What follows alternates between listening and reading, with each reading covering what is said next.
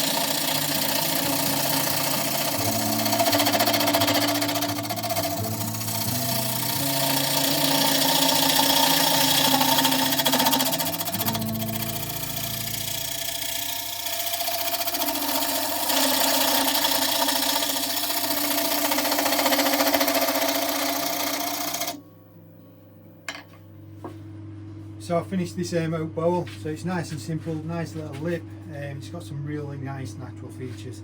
So to make these natural features pop, what I'm going to do is finish it with the sanding sealant from Chestnut, and then my finishing product is going to be this Canuba wax that I made. So it's a mixture of beeswax and Canuba wax pellets, heated up, and it makes a really nice shine, but you do need to put sanding sealer on first. Sometimes I like to put a few coats on. Some people like a matte finish, but I really like my products to really pop and have a nice gloss finish. First, just give it a nice shake. Just get a rag.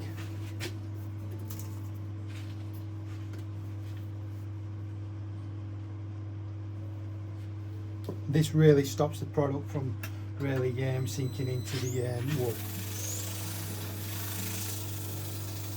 I've really turned the speed down on the lathe as well, just so you don't want it to spurt all over like it is there.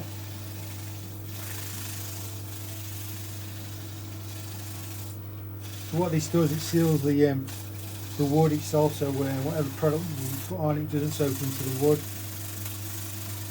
It just seals it all up, and it does actually make it nice and shiny. So you could, if you wanted, leave the product like it is, just like that, but you just got to be really careful that you don't get your hands stuck on your chuck.